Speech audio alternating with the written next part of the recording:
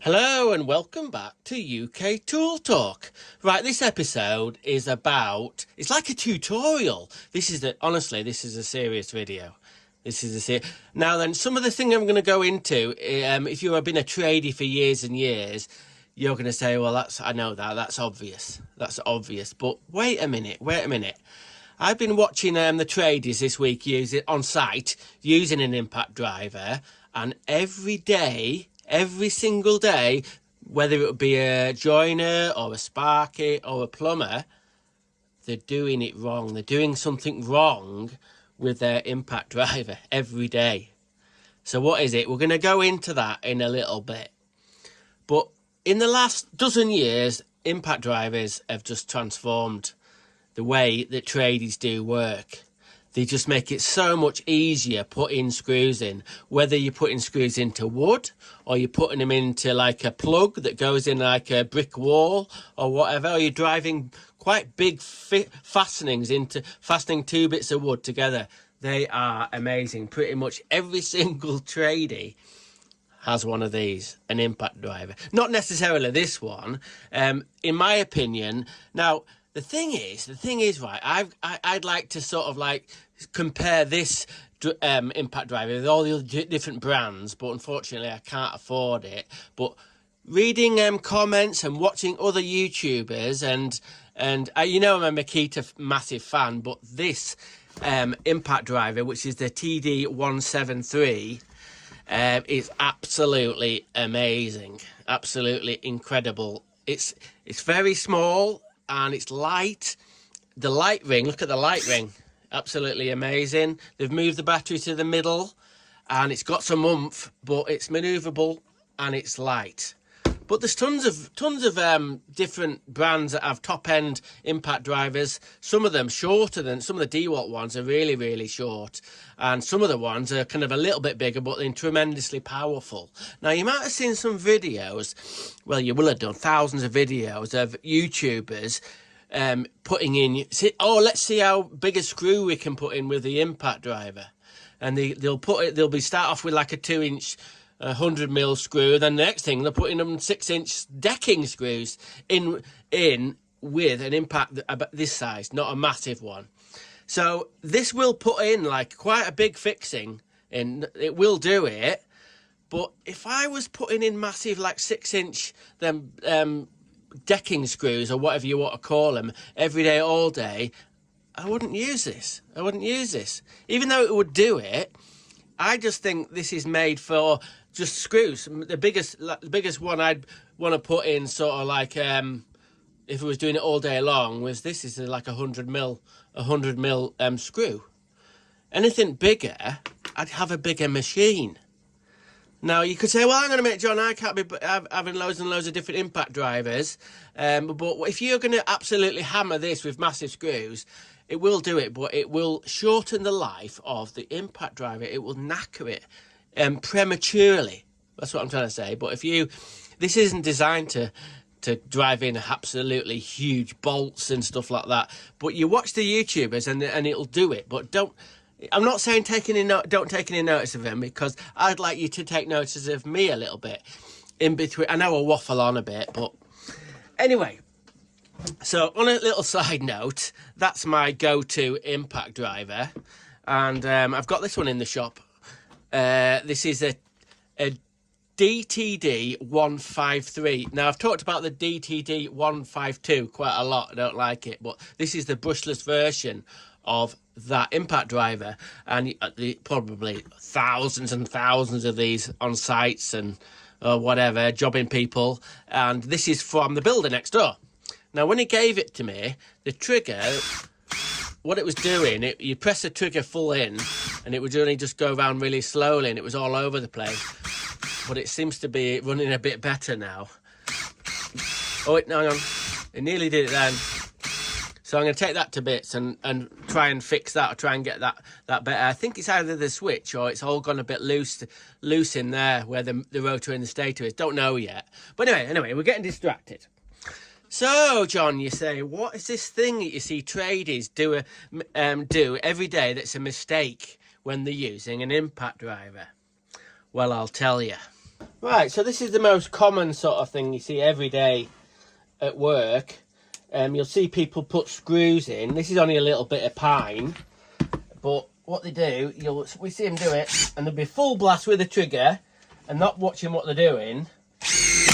Next thing, it's driven bloody an inch into the wood.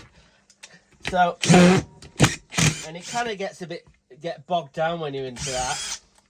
And the other thing I see, now pay attention here, pay attention, because this is really what the video is about, is you'll get someone doing a fixing. Now I've got a little angle bracket here, which is going to give her an example. And I've got like a 40mm screw or something. And what happens is, you'll see people doing this. Now watch. What they do is they pull the trigger, full blast, and then when it gets to the end where it's meant to... Well, right, how do I explain this? Hang on a minute. How do I explain this? Right, impact drivers haven't got a clutch. Well, pretty much 99% of the impact drivers don't have clutches. So unless you release the trigger, it's just going to keep on. It's going to keep on going. But if you've got a fastener like this with a metal bit or a washer, what happens is if you're still pressing the trigger and you think, oh, I'm going to tighten up a little bit, it strips the threads out in the wood. So I'll do an example here. Hopefully it'll do it. Right. So that was a bit of an over example. You can see it started to pull the metal bit in there a bit. But right now, it's stripped all the threads. So what do we, every day, right, I see people do this. So what should they be doing? Well, I'll show you. It's pretty obvious. Like I said, some people will be going, what the hell are you on about, John? Do you know what I mean? Right, watch this. I get nearly to the end, right, and I just slow it down on the trigger. And you see that? I could tell when that's tight now. But it didn't strip the thread out. Now, if it's kind of like, I think something's tightening up a little bit, what I do is just feather the trigger. Just a little bit. If we got this, next thing is it's done the same thing. It's torn the hole where the screw was all to hell, and it hasn't got a proper fixing. Now you might be saying to me, John, so what if it sort of like bottoms out and it kind of like strips the threads a little bit? Well, yeah, probably going to be okay. It's probably going to be okay. But if it's got, you're putting in a fixing that's got it's going to have a little bit of vibration afterwards, or it's going to have to take quite a lot of weight, you need that screw to do the screw's job. What I mean is to run down, and every little bit of the actual the screw shaft, just located in the wood and not stripped out. If they kind of like gets a chance to just spin and spin and spin, it rips all the wood up in there, and you don't get a proper fixing. Now then, you might not believe me, but honestly, I see tradies doing this every single day. They're either running the screws in too far into the wood, or they're putting a fastening in, something like a washer or something. And then what happens is, when it bottoms out on the washer, it strips out the wood. I see this every single day. Right, so if you're using an impact driver, just take care when you're just at the end. And there's no need to press the trigger full bore. This Makita impact driver, you can slow it down, so you've got more control. Not all impact drivers have got speed controls, but this one does. So if you can find one with a speed controller and you're doing delicate work, like so, that's on setting 1. I'll put it up to setting 2. Hang on. It works a bit weird the way the trigger is. See, more controllable.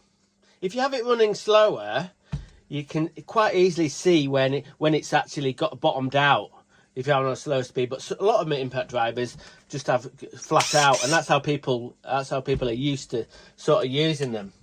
Right then, this is just your bog standard concrete block. I put a 5.5 drill bit in, masonry bit, and I've got a red plug in there. So I've got a new angle bracket because the other one was all buckled. And we're going to try, first thing I'm going to do, right, is I'm going to put the fixing in how I do it. With like stopping it before it bottoms out and then just easing it in. So I'm going to put the camera a bit close up and then I'll show you that. And then I'll do it where I think this is the mistake the tradies are making regarding not letting the hand off the bloody trigger just at that last second. And it's dead easy to strip out these red plugs, honestly. So we'll strip it out, the red plug, and then I'll try and pry it out, and then we'll see how easy it is to pry out. Right, okay. Got my red plug, I've got my screw, and then this is me doing it, not other tradies. You can blip it in quite fast at the start, and then just as it's about to fasten, there, that's tight. Right, let's pretend you're at work and you're another tradie, not me, and you're just not paying attention really, and you're firing this in, and we'll just fire it in full blast.